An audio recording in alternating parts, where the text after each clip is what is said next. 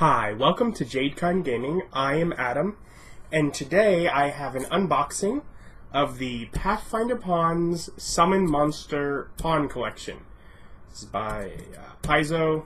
Of course, he does Pathfinder. And it's been a while since I've gotten one of these pawn collections at all. This is just one of the flat packs, so it doesn't include the bases, and I'll show you those and stuff after we unbox it, because we'll get right into that. So, looking at the art first, yeah, of course it is just a flat. Of course, the back of the pack does include a list of what and how many pawns are in here. The idea behind this is pretty much a summoner for Pathfinder could use this to have whatever they need to summon, and things that are more likely to be summoned in multiples or more often or that kind of thing. You get multiple pawns of. Yeah.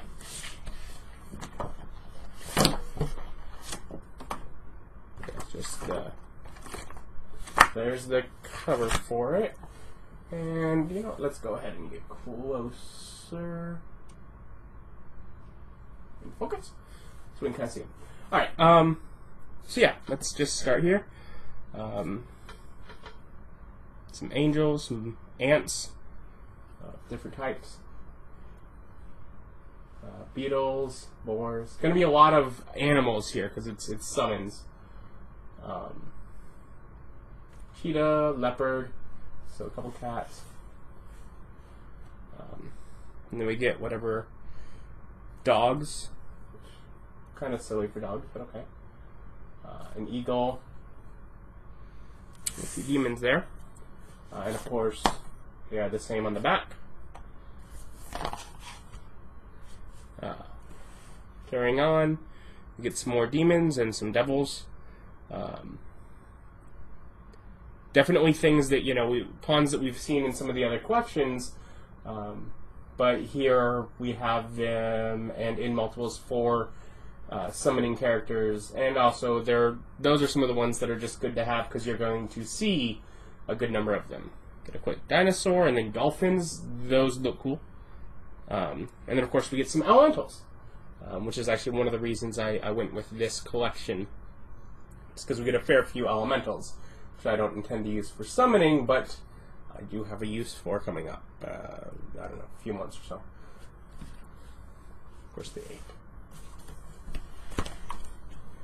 So that was, I believe, 3 of each of the medium-sized elementals. Kind of a vicious-looking giant frog.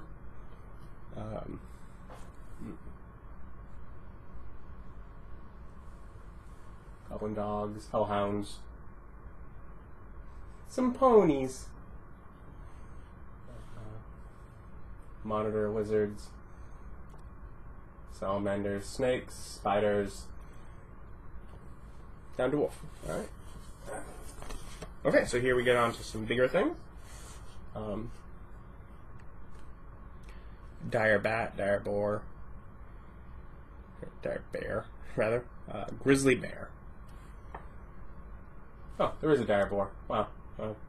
Brain. Whatever. So some dire animals. A few more demons and devils. Another dinosaur, and some more of the larger elementals. Continuing on, more the rest of that set of elementals. We get a horse. I'd have been happier with a couple. But that actually looks... I don't think I've seen that art for a horse, so that's nice. Carrying on, lion and dire lion. Or lioness, rather. Woolly and normal rhinoceros, giant scorpion, dire tiger, giant wasp, a dire wolf, even bigger as well as some smaller. We'll go with whatever, some eagles, electric eels, and again, 3 of the small air elementals, 3 of the small earth elementals. Guess what's going to be on the next page? Again, now on the bigger side, some more demons, some dinosaurs. Man, got all some nice big dinosaurs. Oh, that's wonderful. The Triceratops, that is beautiful. Anyways, yeah, so continuing on, another 3 of the other elementals. Couple of mephits, which work for alternate sort of elemental creatures. Poison frog. And wow, those are cooler than I anticipated. I am so glad. See that? Air elemental. Vicious looking earth elemental. Fire elemental. Oh, it's beautiful. Again, water elemental. Some elephants. A woolly mammoth, basically, giant squid. Some more of the mephits. A couple of dire rats. Vipers. Something called a zill to finish it off. And that is the last of these. So, that is, I'm going to just guess, 10, if I remember correctly. I don't know. That is a small little stack of sheets here for additional pawns. I'd gotten it, it's been a while, and I was like, alright, so what do I want to get? And I was like, I wanted to get one of the newer ones, and that was largely for y'all. I didn't want to go back to where I'd left off and just start going. I was like, might as well start with something that's on the newer end currently, and these are a few months back, but still in that range. And I have a campaign that I'm just starting to work on the idea of that can use some elementals possibly. And I knew a good number of the smaller ones would be cool, and I didn't have any of the really large ones, what do they call, the huge, of the elementals. And so I was like, that'll be cool, but I did not anticipate that awesome of art. That earth elemental, that is an amazing looking piece of art. The water elemental as well. Yeah, those are beautiful. And dinosaurs are cool. I rarely use them, but because I feel like, alright, if I'm using dinosaurs, it's because it's a dinosaur area. I don't know. It's just how my brain works. But anyways, I will go over a couple things. So yeah, this did not have the bases. You'd have to have one of the boxes of pawns, like this bestiary box, that I now use to just store all of my bases in. And so, for example, you would have just, a little plastic base. You take out one of the pawns, which are a nice sturdy cardboard. You slot it in, and it stands up. You now have basically in lieu of a miniature, much cheaper, more efficient. Awesome. Also, I have a video about how I store them where I go in detail about it, but basically for the full-size boxes, those are like a 1-inch binder, and for the flat packs, a 1/2-inch binder works wonderfully. You get a binder, and you get what are sheet protectors. So, when you're done, you just take off miniature off the base, which as I said, I use one box for. You take the full sheet. Obviously, I would keep the sheets in the binder while doing this. I don't take them out each time.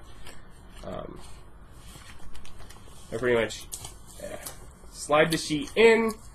Someone has said you could even they glued like a thin piece of cardboard on the back side of the frame, not obviously to the pawns, and that helps with stability. I haven't really had all that much issue, but pretty much what you would do is you just sort of poke out.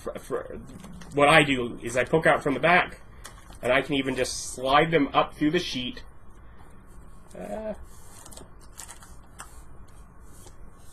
To get pawns out. Obviously, you could take the frame part way out, but essentially that way you do it again. Slide them back in and push them back into place. These, the 10 of these or whatever it is, will fit in a 1/2-inch binder. You can cut up the actual packaging to use this side piece if you have like a slit on the side, or glue it to the side of the binder, so they're easy in a shelf to spot. They work wonderful. So that's just, I have a discussion video about how I store them like this and how I came to it, because I tried various other ways before I came up with it. But that is what I found to be the best. The pawns we looked at today are the Summon Monster Pawn Collection, which, yeah, obviously great for if you're a summoning character, just to have. Even if you use normal, nicely painted minis, this would be really great for that, just because that way, when you're summoning a whole bunch of different things, you're not going to want to have different minis painted for everything you might summon. That's quite a task. This will be a very efficient way of doing that. So that way you at least have something to put on a battlefield. Alternatively, some beautiful monsters that are on the animal or elemental side of things, as well as demons and all that kind of thing. So that's mostly what I got it for, but obviously would work great for summoning, and that's sort of what they put it together for. But yes, you can check that out. I'll have a link down below to somewhere you can find this online, or of course check out your friendly local gaming store. It's great to support those. Check that out and have a great day. Bye.